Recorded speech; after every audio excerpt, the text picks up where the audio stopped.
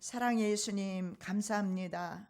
오늘도 하나님의 기록된 말씀을 상고하면서 우리도 잘못된 우리의 신앙을 돌이킬 수 있기를 원하며 하나님의 그 교훈의 말씀을 따라서 순종하기를 원하오니 성령 하나님 이 시간에 친히 말씀하여 주시옵시고 사람의 입술이 되지 아니하도록 성령 하나님 이 시간에 강권적으로 주장하여 주시옵시며 사람의 음성으로 듣지 아니하게 하여 주옵시며 성령의 음성으로 들을 수 있도록 또한 우리의 마음도 성령 하나님 가다듬어 주시옵시고 하나님의 계시 음성을 듣게 하여 주시옵소서. 세상을 이기고 원수를 이기고 자신의 정욕을 이기며 말씀 가운데 승리하는 삶을 살게 하여 주시옵소서.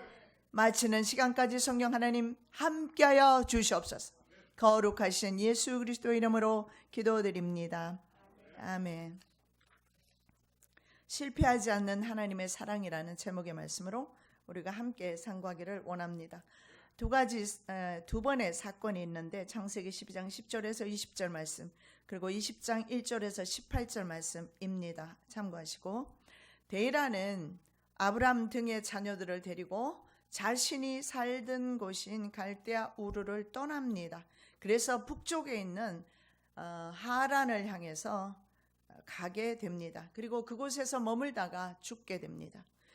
그리고 아들 아브람은 본토 아비 집을 떠나라는 하나님의 명령을 따라서 어디로 가야 하는지 그 갈 길을 알지 못하고 떠나게 됩니다.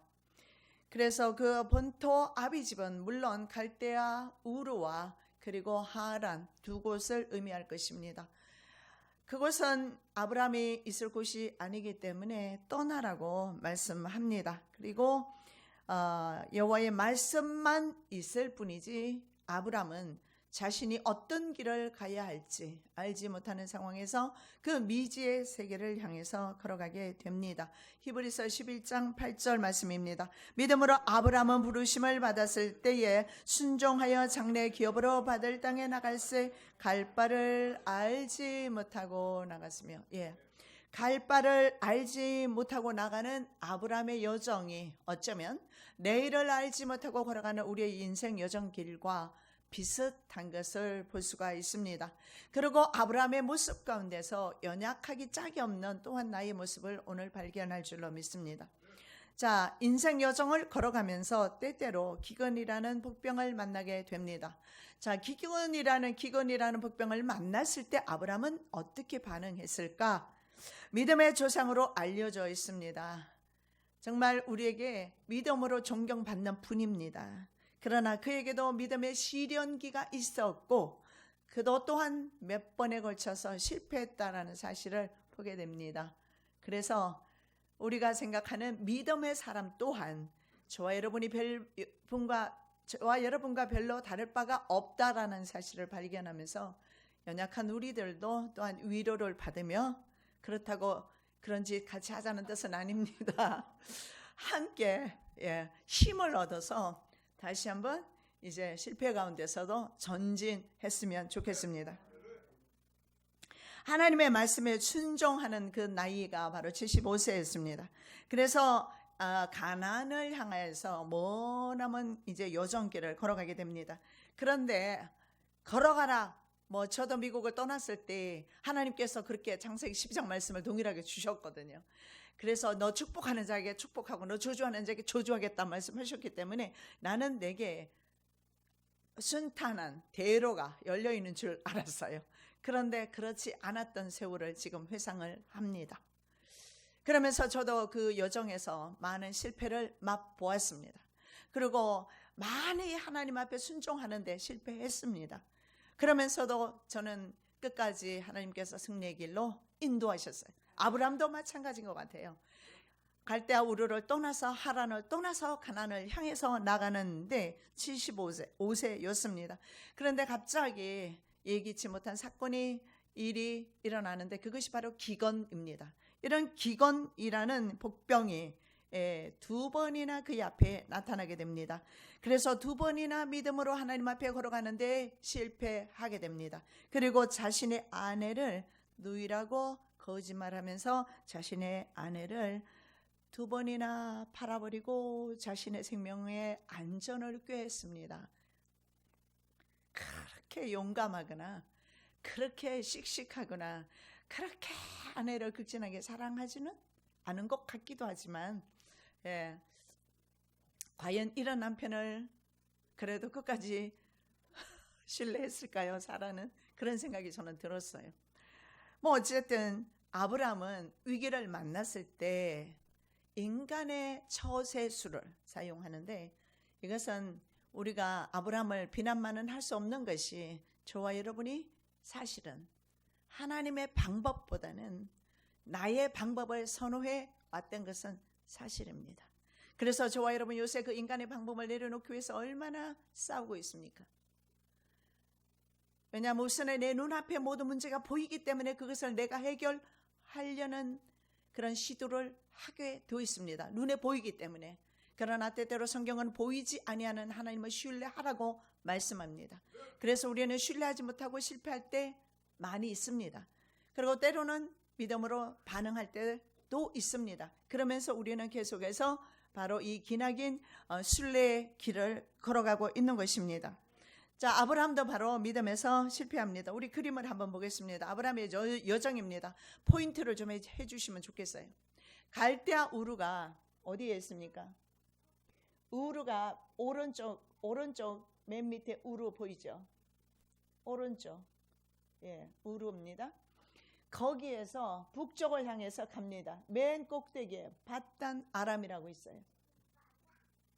크게 보면 나오지요. 거기에 하란이 보입니다. 하란, 포인트 해주세요.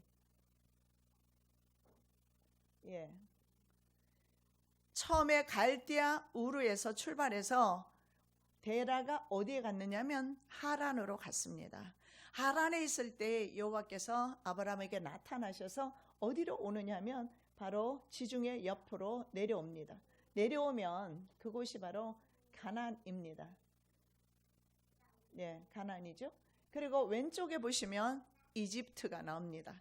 자, 그러면 아브라함이 어디로 진행하는지 여러분이 그림을 보셨으니까 좀 아실 겁니다. 저 길이 상당히 긴 여정길이었음을 볼 수가 있습니다. 우리 인생이 그렇게 긴 것 같습니다. 그런데 어떻게 보면 사실은 길지가 않아요.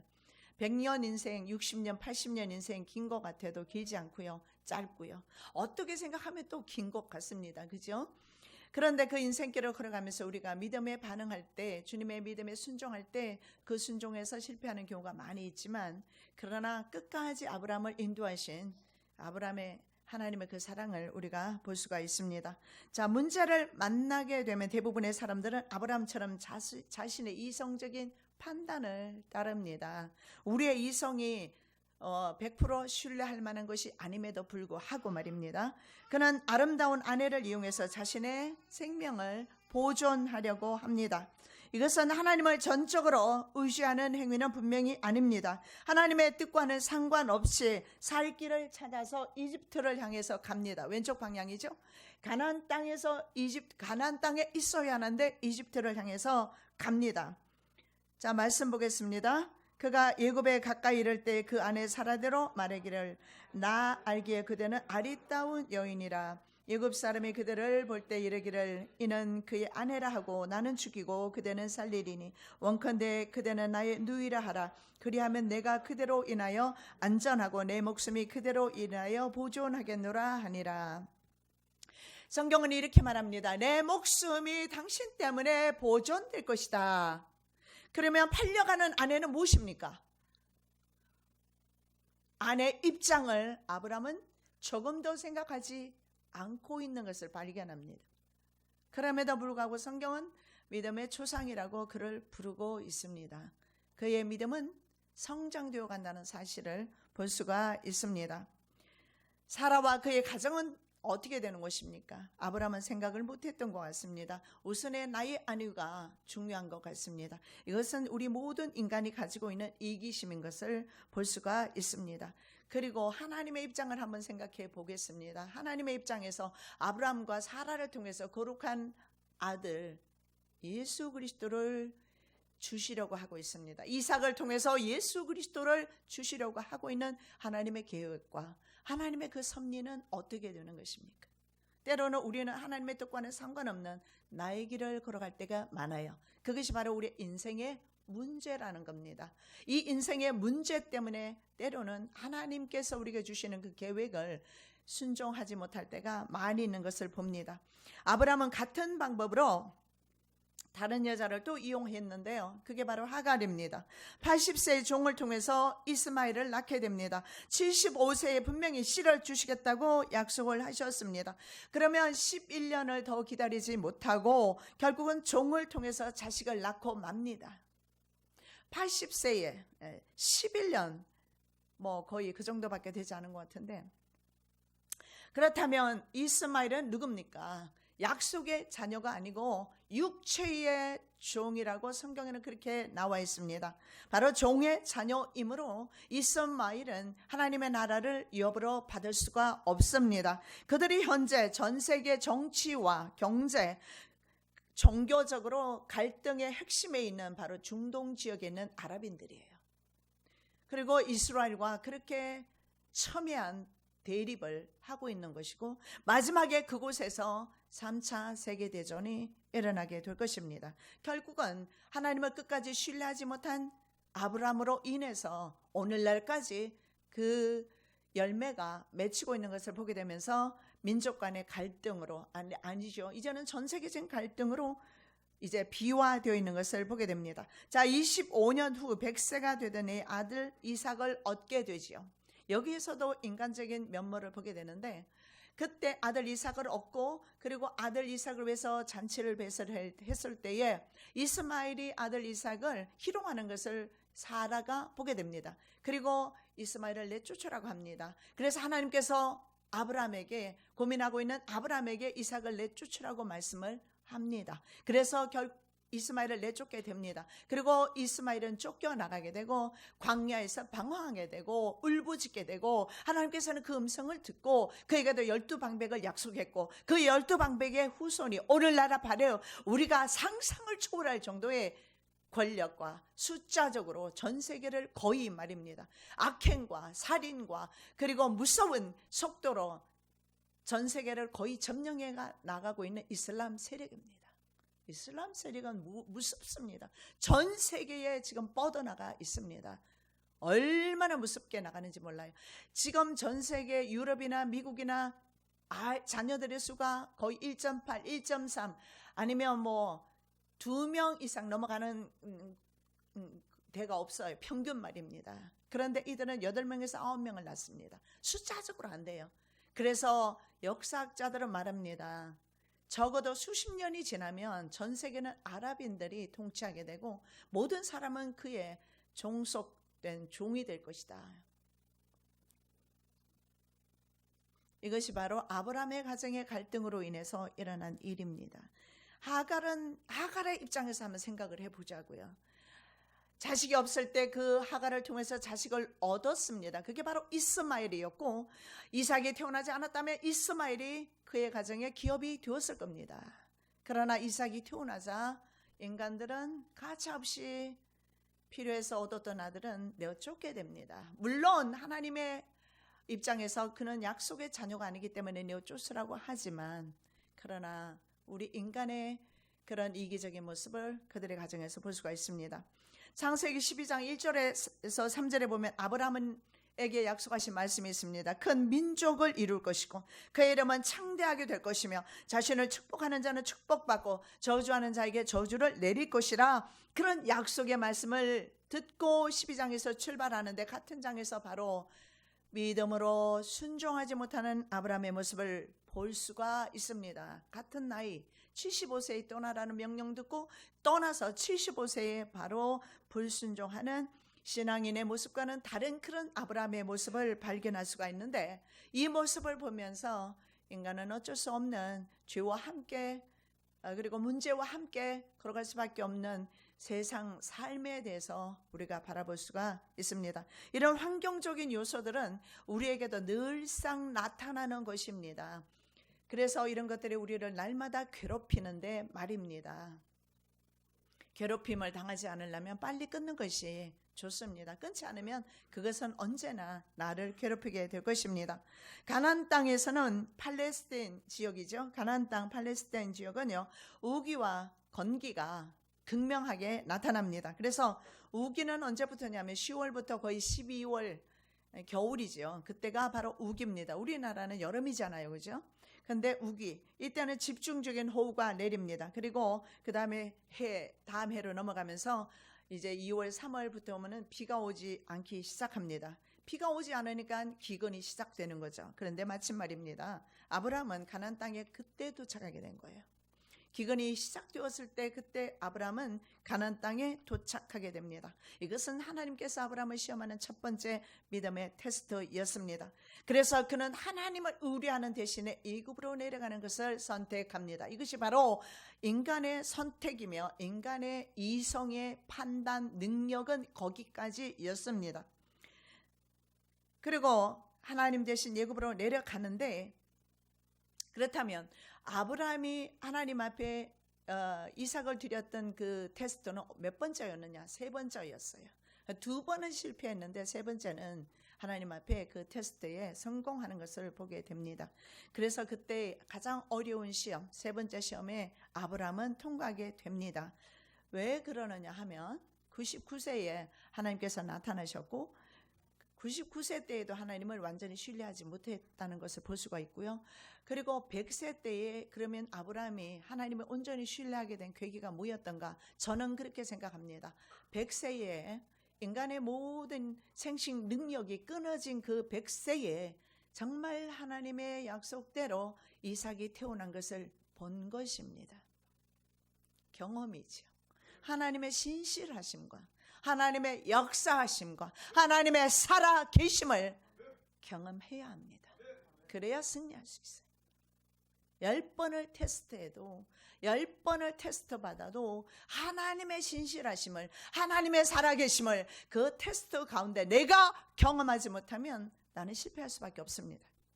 그래서 100세가 되었을 때 그는 하나님께서 초자연적으로 역사심을 경험하게 되면서 하나님은 살아계시고 아마도 그때부터 이제는 하나님을 절대적으로 신뢰하지 않았을까 생각합니다. 인간은 그저 100세가 되어야 철이 드나 봐요. 여러분 아직 100세가 안 됐으니까 철 좀 안 들어서도 괜찮은 것 같습니다. 그리고 맨날 시험을 치시고 시험에 실패하고 울부짖고 그렇게 살 필요는 없지 않겠습니까?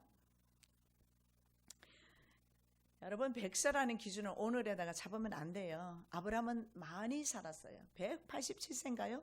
하여간 아브라함은 많이 살아요. 그 당시에는요 오래 살았어요. 그렇기 때문에 100세라는 관점을 보면 오늘날의 인생이 반 정도입니다. 우리가 80으로 봤을 때 40 정도 되겠죠. 애굽의 젖줄 나일강으로 인해서 이집트는 말입니다. 가뭄과 기근이 없는 지역입니다. 그래서 우리의 눈은 그리로 향할 수밖에 없어요. 풍요한 지역이에요. 그래서 아브라함의 눈도 이집트를 향할 수밖에 없었습니다. 성경에 보면 발로 뛰어다니면서 물을 댈 수가 있는 곳이 바로 이집트라고 합니다.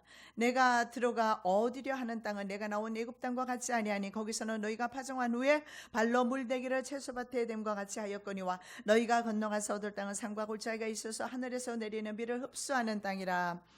참 하나님께서도 야속하게 말입니다. 물이 많은 이집트를 이스라엘 사람에게 주신 것이 아닙니다. 풍요의 땅을 주신 것이 아니라 가나안 땅은 물 내리는 비를 흡수하는 땅이다 이렇게 말합니다. 그래서 석회한 안반으로 되어 있어서 하늘에서 내리는 비를 이스라엘 땅은요 가나안 땅은요 다 흡수를 해버려요. 물이 없는 거죠. 그런데 이집트는요 나일강이 있어서 그래서 강대 국가는 항상 강을 중심으로 형성될 수밖에 없었던 겁니다. 그래서 자신의 밟는 땅은 하나님만을 바라보아야 하는 땅입니다. 그리고 자신의 밟은 땅에서는 하나님은 보이지가 않고요. 심각한 기근만 보이면서 아브라함은 다시 자신의 고향 메소포타미아로 돌아가거나 메소포타미아 지역이 바로 갈대아 지역이죠. 그쪽으로 돌아가거나 아니면 이제는 물이 넉넉한 요단 나일강이 있는 이집트로 가는 방법 두 가지밖에 보이지 않았어요.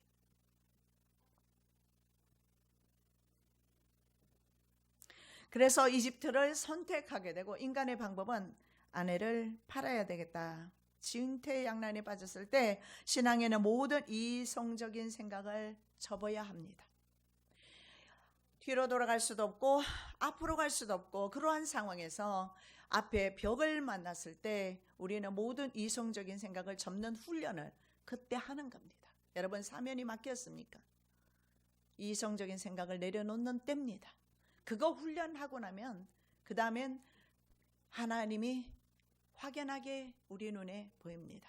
항상 하나님과 나 사이를 가로막는 것은 바로 이 이성적인 생각입니다. 합리적인 생각입니다. 합리적인 생각으로는 이집트로 가야 합니다. 그것을 내려놓을 때 주님이 보여요. 우리가 얼마나 배웠든지, 우리가 얼마나 합리적이고 얼마나 이성적인 사람이든지 간에 우리가 길이 막혔을 때, 어려움이 있을 때 그때에는 내려놓는 겁니다.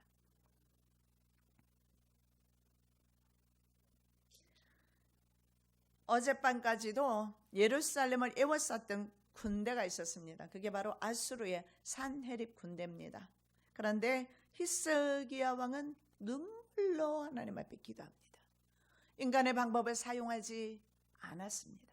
눈물로 기도를 했습니다. 한번 생각해 보십시오. 예루살렘 성이 사실은 크지가 않아요. 18만 5천 명은 사실은 5겹 이상으로 에워쌌을 겁니다.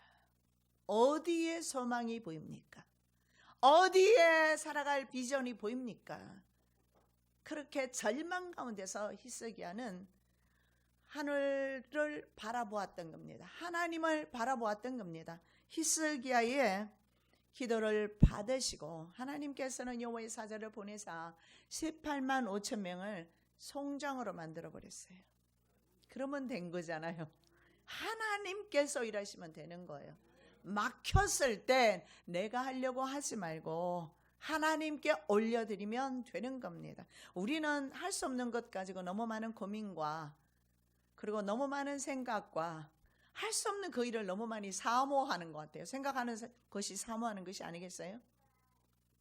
그래서 그 일에 오히려 빠져들어서 헤어나지 나오지 못하는 저와 여러분의 모습을 발견하게 됩니다. 이집트는 성경에서 들어가면 안 되는 이유가 있어요. 들어가면 안 되는 이유가 있는데 세속을 대표하는 나라로 나와 있고 멸망받는 도성이다. 성경에 디스트로이드 시리 이렇게 나와요. 멸망당할 도성이죠.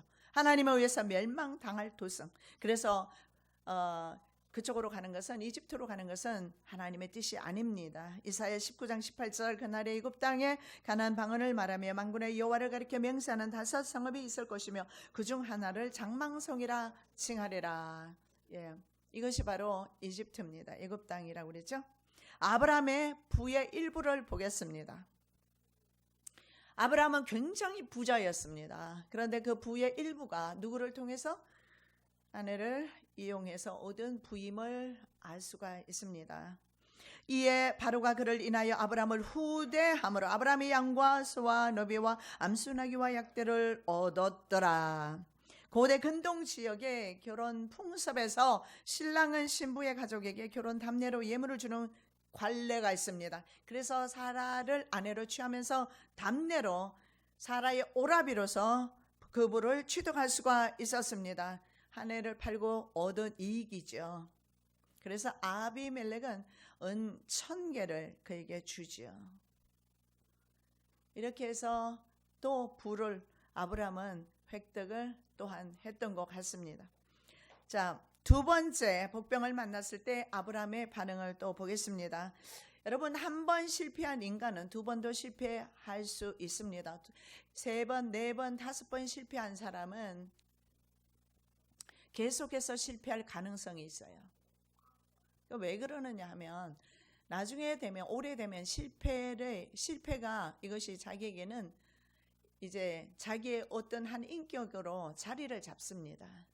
그래서 모든 문제를 만날 때마다 안 된다는 생각을 먼저 가지게 되어요. 그러다 보니까 실패하게 됩니다. 그러나 하나님의 사람은요, 그 실패 가운데서 실은요 교훈을 많이 얻습니다.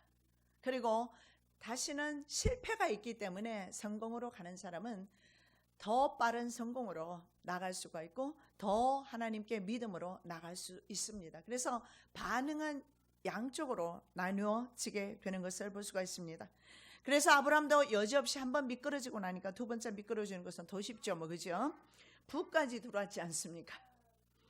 실패의 습관이 되면서 이제 거듭되는 겁니다. 승리감을 맛보지 못한 사람에게서 나타나는 현상입니다. 패배감에 익숙한 사람들에게서 나타나는 현상입니다. 여러분은 그동안 얼마나 실패하면서 얼마나 불신한 가운데서 얼마나 하나님의 자비와 사랑을 경험하지 못한 가운데서 살아왔습니까? 이제는 거기에서 벗어날 때가 되었습니다.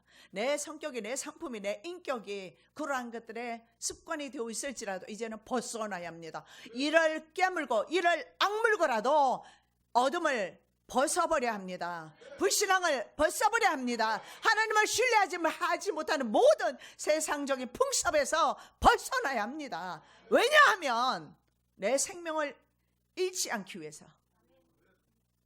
왜냐하면 이것의 실패에 계속 묶여 있으면 결국은 마귀는요, 내 생명까지 노리기 때문에 내 생명을 잃어버려요. 결국은 세상 때문에 실패와 세상에서 실패한 것 때문에 내가 낙심하고 불안해하며 염려하며 그러고 날마다 살아가는 그러한 모습으로 살아갈 때에 결국은 그런 것들이 뭡니까? 세상 것들 아닙니까? 세상 멸망의 도성, 세상이 멸망할 때 함께 멸망당할 수밖에 없어요. 왜냐하면 그는 세상의 사람이기 때문에.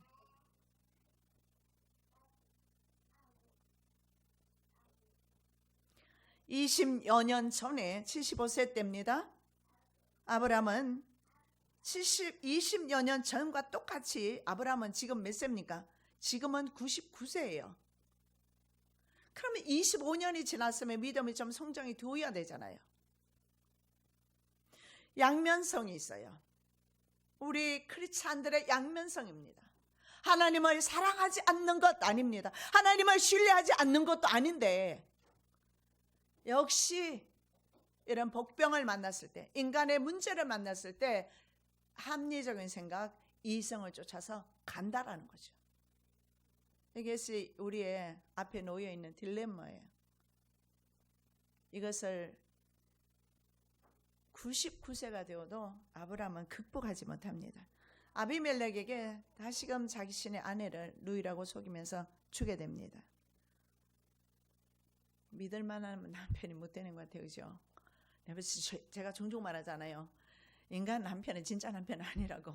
남편들 죄송합니다. 이해하고 들으십시오. 우리 남편들도 마찬가지죠. 뭐 아내를 진정 뭐 믿을 만합니까? 예, 우리 주님의 진정한 우리의 남편입니다. 예.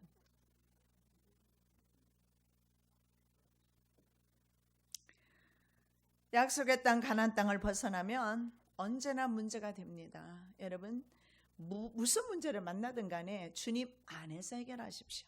주님의 통치 안에서 해결하시기 바랍니다. 약속의 땅 가나안 땅을 아브라함은 떠나면 안 돼요. 하나님이 있으라고 한 땅은 가나안 땅이었어요. 그래서 근데 그때 그는요 가나안 땅 남방 그랄에 머물고 있었어요. 그런데 그랄 왕 아비멜렉이 사라를 첩으로 취하게 됩니다. 그래서 아브라함은 이때도 역시 하나님의 자녀로서는 합당치 못한 일을 하게 되고요. 아비멜렉에게 비난까지 당하게 됩니다. 아브라함의 불신앙적인 태도로 이웃이 실족하는 거예요. 아비멜렉이 아브라함을 불러서 그에게 이르되 내가 어찌하여 우리에게 이리 하느냐? 내가 무슨 죄를 내게 범하였건대? 내가 나와 내 나라로 큰 죄에 빠질 뻔하게 하였느냐? 내가 합당치 않은 일을 내게 하였도다 하고, 이거는 크리스찬의 아름다운 모습은 아닙니다. 그는 물론 이렇게 말하죠. 그는 나의 누이다. 실제는 나의 누이다. 이렇게 자기 합리화를 또 시켜요. 여러분 어떻게 누이와 아내와 같습니까? 누이와 동침하는 사람 봤습니까? 이미 그는 아내입니다.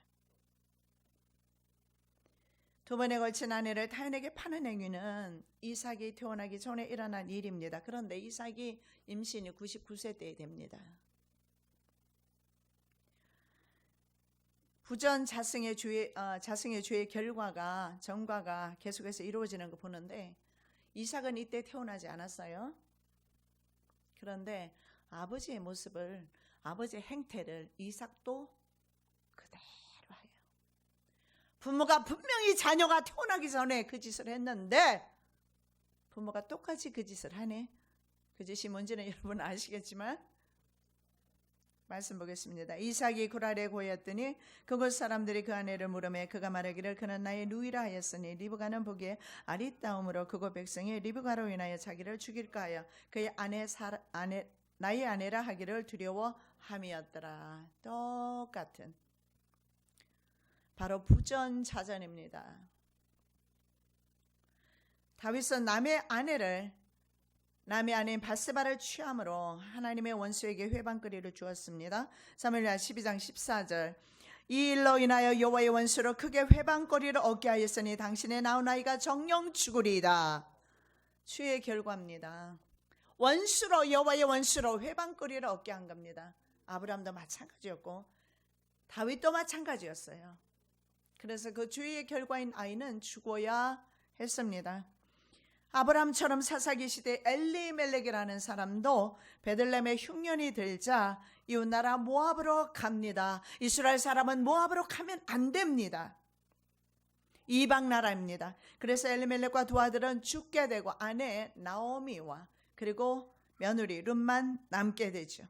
여호와의 손이 그들을 쳤다. 성경에 그렇게 나와 있습니다. 나오미가 그들에게 이르되 나를 나오미라 칭하지 말고 마라라 칭하라. 이는 전능자가 나를 심히 괴롭게 하였음이라. 내가 풍족하게 나가더니 여호와께서 나로 비어 들어오게 하셨느니라. 여호와께서 나를 징벌하셨고 전능자가 나를 괴롭게 하셨거늘 너희가 어찌 나를 나오미라 칭하느뇨 하니라. 나오미는 기쁨이란 뜻이에요.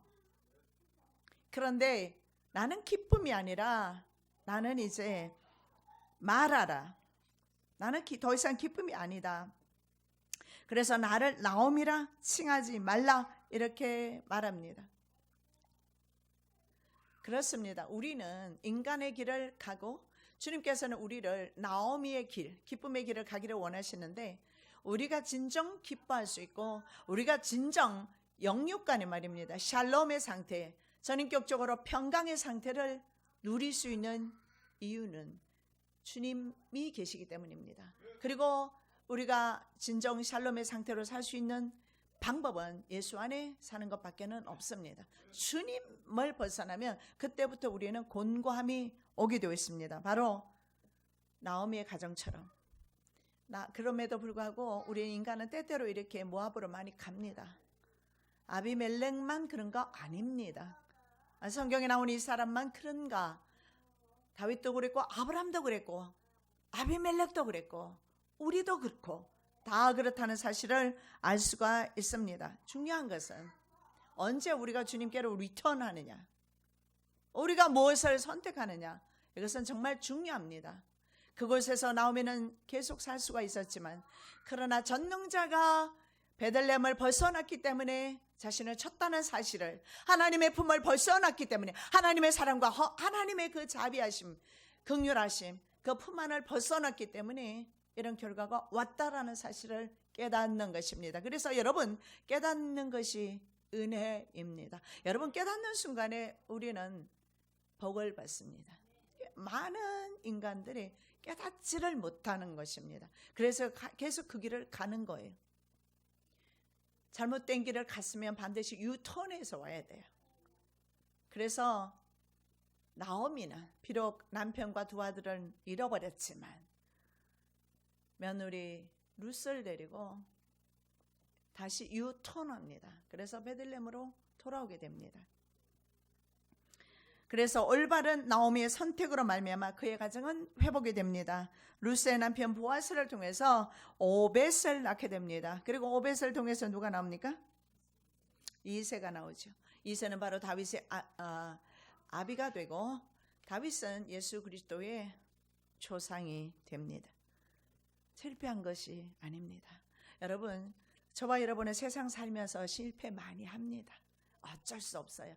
그러나 절대는 우리를 하나님께서는 실패의 현장에 절대로 그대로 두지 않습니다. 하나님께서는 반드시 회복의 자리로 인도하시는 겁니다. 하나님께서 여러분을 회복으로 인도하실 때 그저 여러분은 순종만 하시면 되는 것입니다. 나오미는 다시 한번 하나님의 말씀에 순종하여 베들레헴으로 왔을 때 하나님은 이미 떠날 때와 다르게 보리 추수 시기에 이르게 했어요.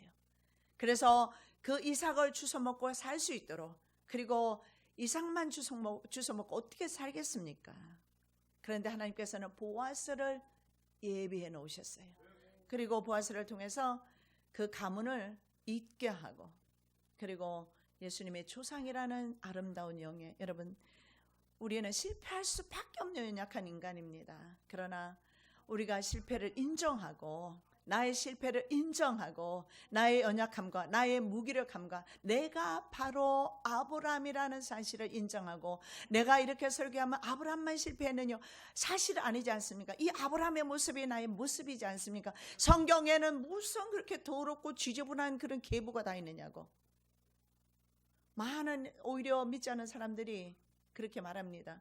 모시 아버지와 동침하지 않는가 하면, 남의 아내를 취하지 않는가 하면, 이것이 바로 유다 지파의 계보입니다. 이런 더러운 지파에서 예수님이 오셨어요. 그래서 우리 기독교가 위대한 것입니다. 왜냐하면 인간은 실패할 수밖에 없으나 실패한 인간을 회복시키시는 그 하나님의 능력, 하나님의 그 사랑, 그것이 있는 것. 그래서 우리의 연약함과, 인간의 연약함과 하나님의 사랑이 대비되는 것입니다.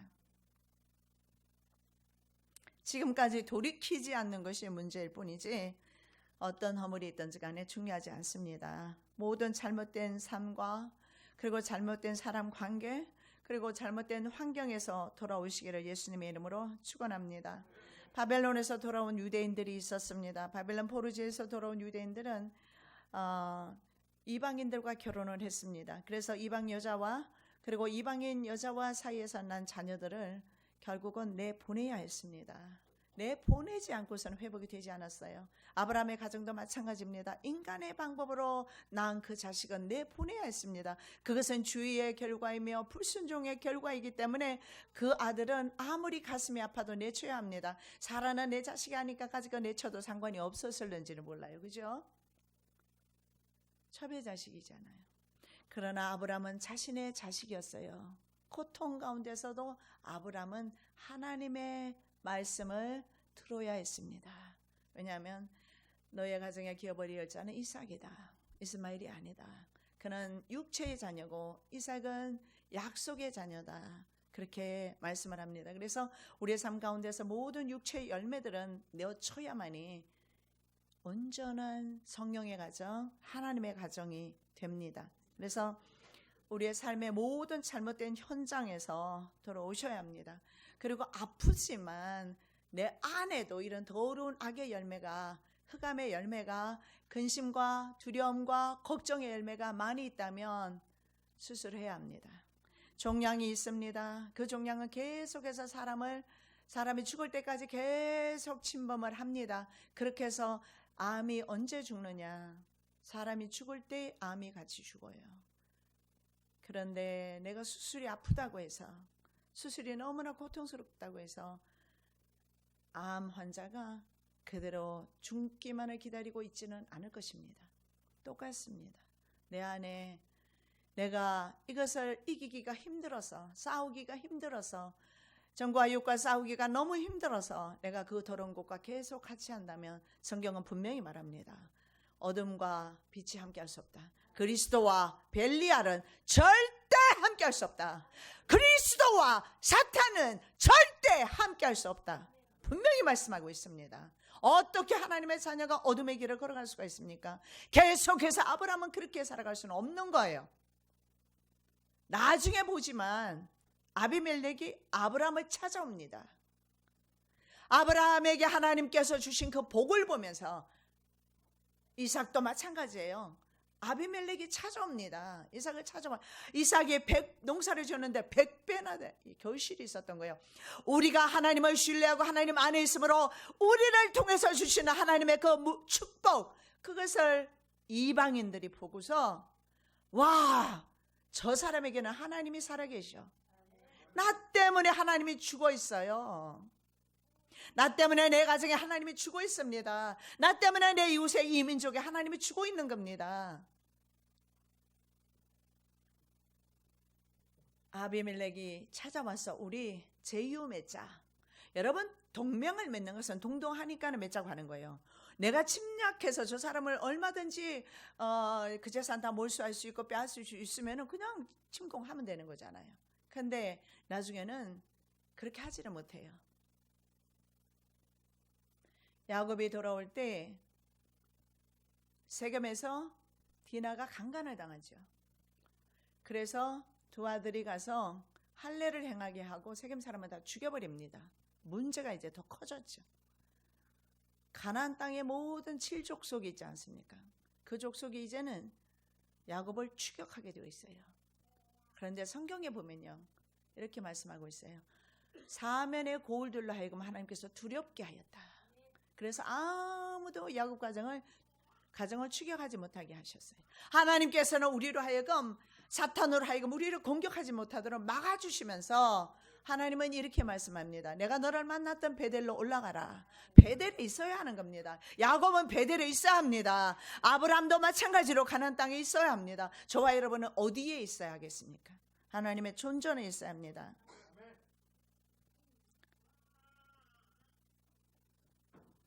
말씀 보겠습니다. 하나님의 말씀, 이제 너희의 열조의 하나님 앞에서 죄를 자복하고 그 뜻대로 행하여 이 땅 족속들과 이방 여인을 끊어버려라. 이방 여인과 그리고 아들들을 내보내야 했습니다. 에스라 선지자가 말씀합니다. 하나님께로 돌아가야 합니다. 하나님께로 돌아가려면, 그래서 이삭은 창세기 35장에서, 야곱은 창세기 35장에서 이렇게 말합니다. 모든 이방 신상을 땅에 묻어라. 그때까지도 이방 신상이 있었던 것 같아요. 다 땅에 묻습니다. 그래서 그리고 옷을 빨고 우리 여호와께로 나가서 제단을 쌓겠다. 베델로 올라가서 베델에서 제단을 쌓습니다. 자기가 정처 없이 받단 아람을 향해서, 북쪽을 향해서, 하란을 향해서 올라갈 때에 야곱이 이곳은 하나님의 성전이 될 것입니다. 거기서 하나님을 만났거든요. 이곳은 하나님의 성전이 될 것입니다. 그리고 베델로 가야 되는데 세겜으로 빠져버렸잖아요. 그래서 그는 베델로 가야 합니다. 베델에서 하나님을 만났고 하나님의 임재가 계시고 이것은 하나님의 전입니다. 본인의 입으로 고백했던 곳으로 올라가야 했습니다. 그래서 그가 올라갔을 때 그곳에서 다시 제단을 쌓았습니다. 여러분, 예배를 드리는 것이 먼저가 아닙니다. 예배 회복을 위해서는 버릴 것은 버려야 합니다. 이스마엘은 버려야 합니다. 이방 자식들은 버려야 합니다. 정과 욕은 버려야 합니다. 어둠은 버려야 합니다. 세상 버려야 합니다. 이것을 버리고 주께로 나올 때 주님께서 우리의 예배를, 우리의 기도를 받아주셔요. 여러분, 끊으세요. 내일도 아니고 바로 오늘 끊으셔야 합니다. 미루지 마십시오. 갈라디아 4장 30절입니다. 그러나 성경이 무엇을 말하느냐? 계집종과 그 아들을 내어 쫓으라. 계집종의 아들이 자유하는 여자의 아들로 더불어 유업을 얻지 못하리라. 갈라디아에서 분명히 말합니다. 이 계집종을 말하는데 우리에게 무슨 계집종이 있습니까? 우리에게 무슨 이스마엘이 있습니까? 갈라디아서에서 우리에게 계집종을 내쫓으라고 그래요? 내 자식을 내어 쫓으라고 말합니까? 내 안에 있는 계집종, 내 안에 있는 이스마엘 내어 쫓아라. 자유하는 여자 사라와 함께 하나님의 나라를 유업으로 얻지 못할 것이다. 그 사라의 아들 이삭으로 더불어 유업을 얻지 못할 것이다. 여러분, 어떠한 실수와 어떤 허물과 어떤 잘못이 지금까지 살아오면서 있었더라도 상관없습니다. 내어버리시고 주님 앞에, 하나님, 내가 내어버릴 것이 무엇입니까? 나에게 있어서 하갈이 무엇입니까? 나에게 있어서 이스마엘은 무엇입니까? 나에게 있어서 종의 자녀는 무엇입니까? 알게 해주십시오. 이 기도가 우리의 기도가 되어야 합니다. 그걸 알아야 내어주죠. 모르면 내어줄 수가 없어요. 왜냐하면 꼭꼭 숨어 있어서 내 내면에 숨어 있어서 이걸 끄집어낼 수가 없어요. 청소할 수가 없어요. 그러나 성령께서 쫙 여러분의 심령을 스캔하시면 알 수가 있어요. 그리고 하나님 앞에 순종할 수가 있습니다. 세 번째로 하나님의 사랑과 회복에 대해서 살펴봅니다. 인간에 대한 하나님의 사랑은 실패하는 법 없습니다. 인간은 계속 믿음에서 실패하지만 하나님께서는 계속 우리를 회복시켜 주시기를 원하십니다.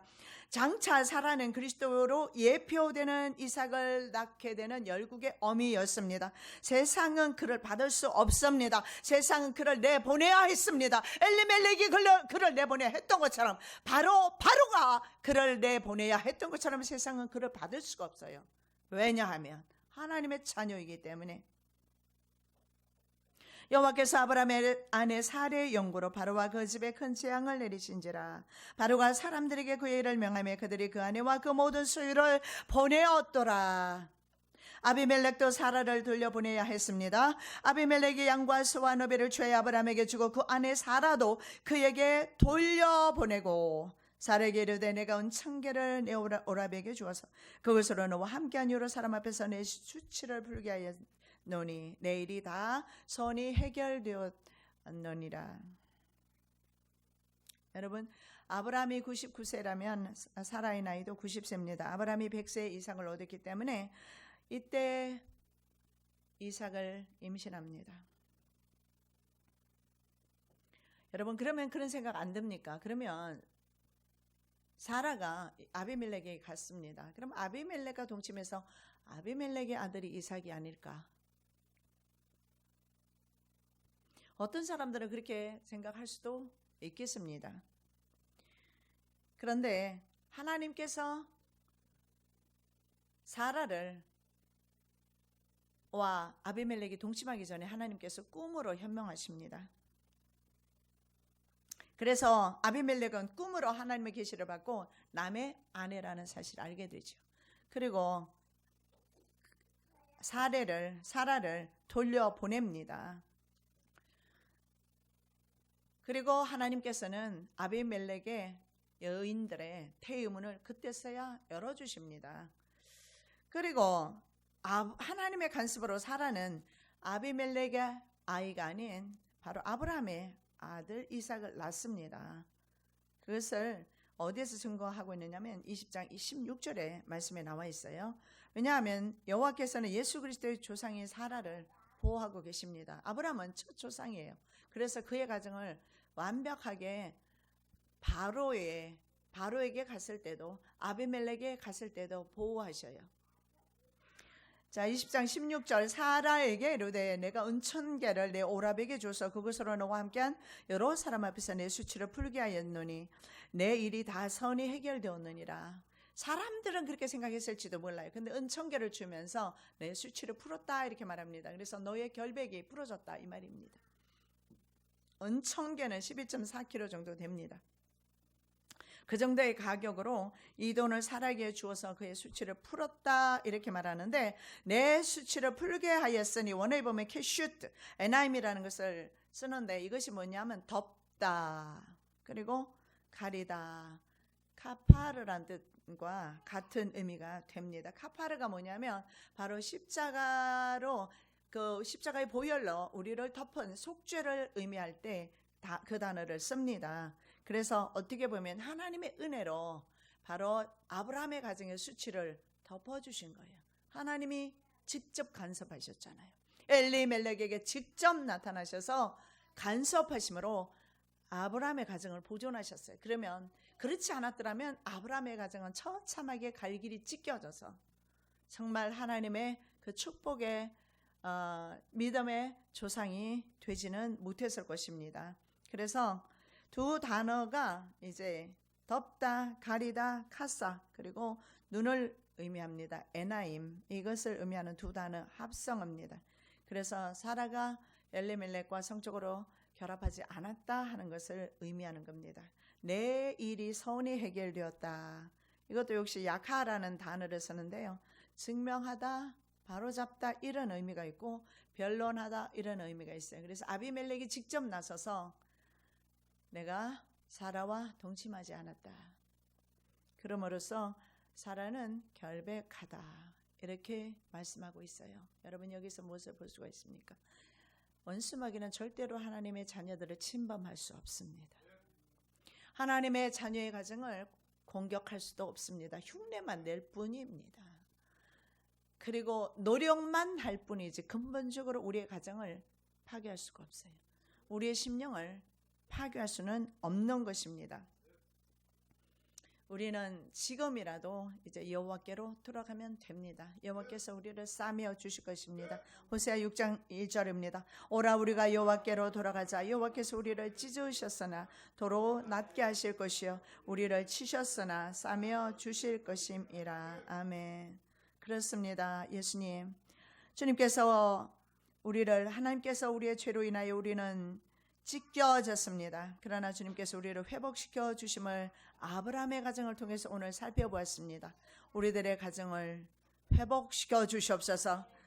우리의 믿음을, 손상된 믿음을 회복시켜 주시옵소서. 이제는 아브라함이 100세 이삭을 낳은 것처럼 이제는 예수 그리스도를 우리 가정에 모시고 살아가는 귀하고 복된 가정 되기를 원합니다. 기름 부어 주시옵소서. 거룩하신 예수 그리스도 이름으로 기도드립니다. 아멘.